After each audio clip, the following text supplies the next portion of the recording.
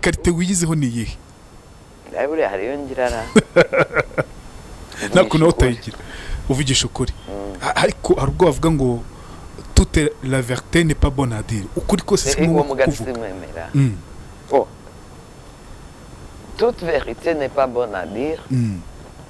bivuze iki keretse ibanga wambikije. none se nze kureka kukubwira ko ibintu ibi n'ibi ntabyemera atari byo, abandi bariho bakubeshya. ibyo ngibyo barabikora cyane rwose nyakubahwa. uyu se siwe mu kanya wambwiraga ibi n'ibi n'ibi kandi. rero ibyo ngibyo jyewe ntabwo mbikunda kuko biterana confusion. defo wiyizeho ni iyihe? ni nyinshi nta nubwo nazibara, ntabwo nazibara, ni nyinshi. iz'ingenzi washatse kureka bikanga ni izihe? harya ubwo hari n'imwe nashatse kureka ahubwo. kuki udashaka kuzireka rero nabyo ahita ubwira? kuko ni kimwe muri personalite zanjye. icyo gihe naba niyambuye identity. ikibi cyawe ukakigumana.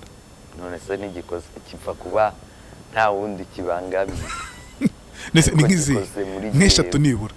oya ni nyinshi ntabwo nazenimera ngo urangize, kandi biraterwa n'icyo wita defo. hari ibyo n'abantu bita defo ngiye mbyita karite. umuntu akazi kakubwira ngo uriya muntu ngo agira amahane. agira amahane kubera ko yiyamye abakoraga nabi ibi n'ibi n'ibi. ubundi se ntabwo yagira? sinzi niba ari n'amahane ariko niba nanayagira icyo nzi cyo nta muntu ndenganya. kandi burya nta muntu nangananga ibikorwa by'umuntu. ubwo se ni kwaba ari nko gushyigikira ukuri kwawe aho nyuma hane wenda uyagira ukayadefanda? ndi wenda ndayagira nyine ariko ndayadefanda. cyo kuri uwo nzanduranyaho ntawe nzanduranya. oya none se hari abababazwa n'ibyo navuze ariko mba navuze ibiriho. kandi njye sinshinzwe gushimisha abantu bose nk'uko nabo ibyo bavuze cyangwa bakoze bifite uwo bitashimishije. ntibakabe rero nka wa mugani w'ikinyarwanda bavuga ngo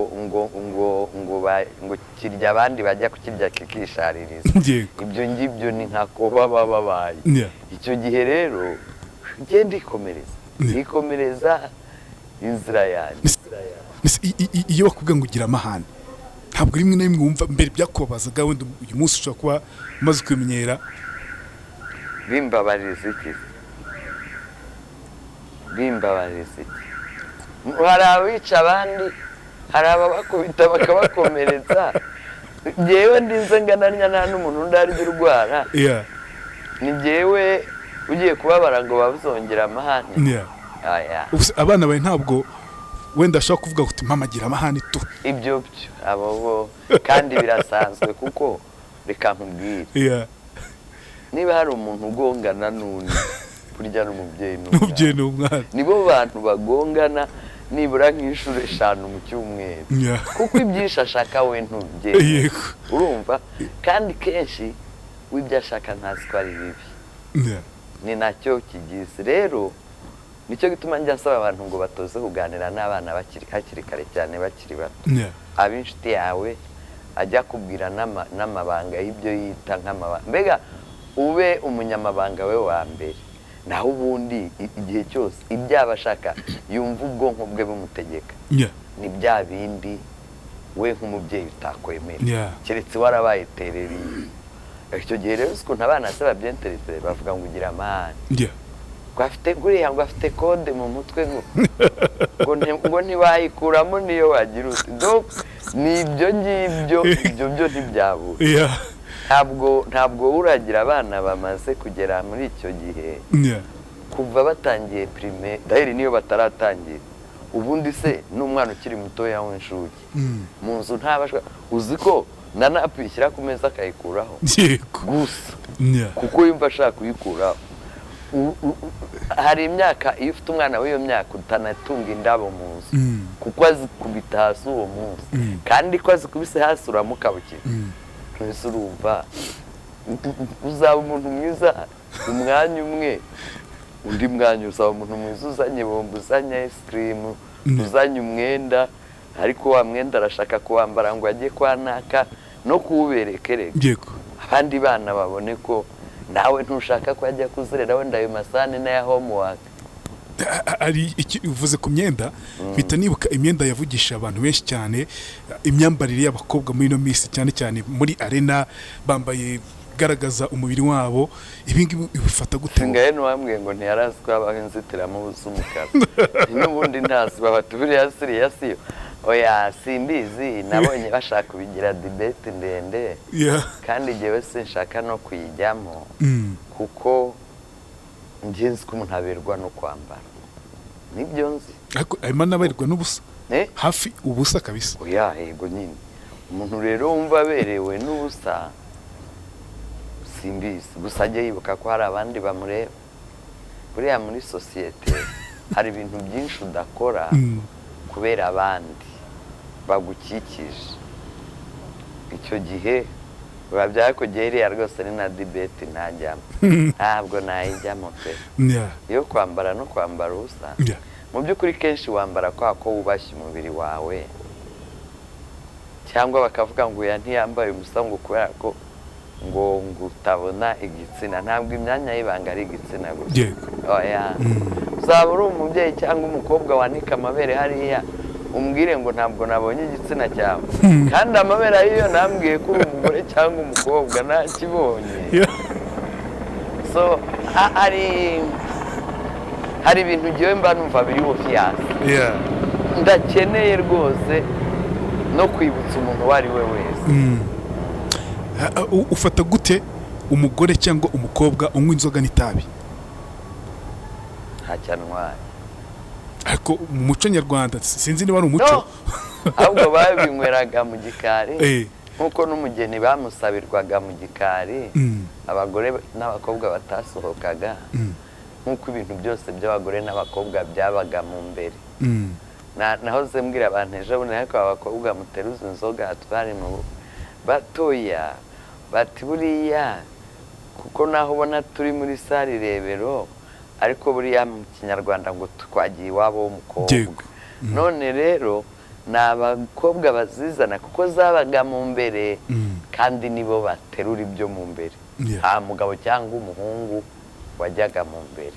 Urumva rero nicyo gituma muvuga ngo ntabyo banywaga. Abantu bahora bashinja abakobwa kunywa inzoga, kunywa itabi, ariko jewe sinumvana impamvu. Reka nkubaze, jewe ikintu nzi ko ari kibi ni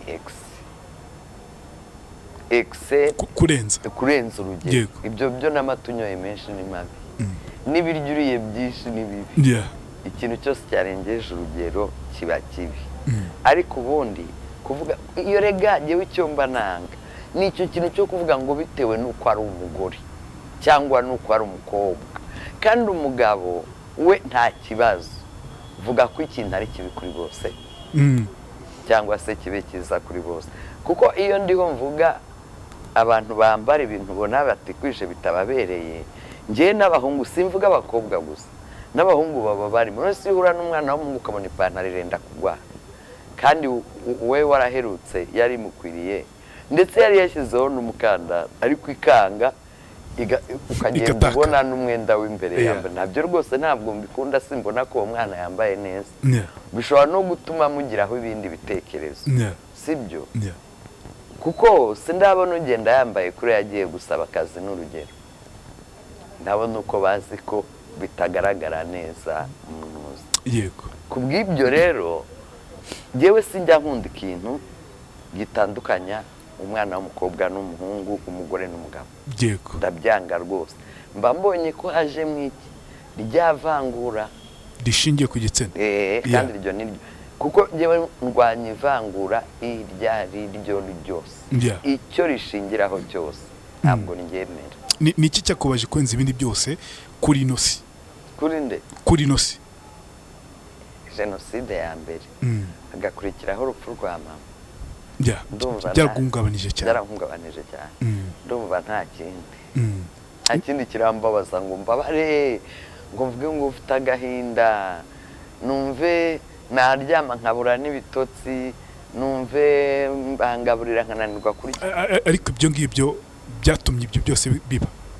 ibyo ngibyo ibyo bibiri byagabanyije agaciro k'ibindi byose kuko ibindi byose nasanze ari ibintu byoroshye. niki cyagushimishije kurenza ibindi byose? Gutaha mu Rwanda no kubyara. Kubyara bite rero? Ntabwo namenya kubivuga. Ntabwo bifite igisobanuro. N'ikimenyimenyi reka nkwereke. Nta n'undi uzabimenya. Nta kintu ku isi kibabaza nk'igise we ntuzacyumva ariko uzakibaza bacyumva. Yego. Ntabwo nacyunanirwa kuvuga ububabare bwacyo ko burarenze. Kera nigeze kubaza mama nti iyo umuntu abyara ababara nk'uko inkweto nshyashya zirya umuntu. Mama arande barambwira tuya date kubyara ntibinababaza. Nyine ari nko kuvuga tuyiwe nakagori ariko yego iyo umaze kubyara wibagirwa bwa bubabare. Ni nayo mpamvu burya abantu bongera bakabyara kuko ugumye mu mutwe ntiwasubira. Rero nibyo bintu bibiri nabwo urumva uruhande rwose afite bibiri. Yego ubundi kandi bibusanye bitandukanye. Nyine kimwe kirambabaje ikindi kiranshimishije. Igise kiryana nk'iki mbikubaze nk'umuntu utazabyumva nanjye. Ntacyo nzi ko se n'iryinyo njya ndwara amenyo rirambabaza cyane nkarara nicaye ariko nta kindi nzi. Gerard arakoze cyane Madame Marie Immaculée, umunyakuri cyane, akunda kuvugisha ukuri pe. Ikintu niba ari umweru ni umweru kuri we, niba ari umukara ni umukara, nta bintu byo guca ku ruhande. Yanavuze ko defo yizeho ni ukuvugisha ukuri gukara. Ako se ni defo buriya cyane karite. Hagiye biba nyine tuma yavuze karite. Ni karite ni karite yizeho gusa avuze ko ngo nta karite agira. Ashakishije ngo aza kubona afite karite yo kuvugisha ukuri. None amaze kuvugisha ukuri baravuga ngo ukuri kose si ngombwa kukuvuga. Ati genda kuvuga. Ateri ku ushyize ngo nibanga ntuzabivuga. Iki gihe bibika hibanga. Ariko uramutse utashiza ku kantu kuri kose ngushyira hanze. Uyu ni umwe mu babyeyi navuga ngo bavugisha ukuri, ni umwe mu babyeyi navuga ngo bafite ijambo rikomeye cyane kandi bahanira uburenganzira bw'abagore n'abakobwa cyane. Mujye mufatiraho urugero cyane cyane rwose. Ngango kureka tunagane ku musozo w'ikiganiro cyacu. Ibihe byiza kuri mwese. Nadia, ibihe byiza. Urakoze cyane, mukomeze mugira ibihe byiza.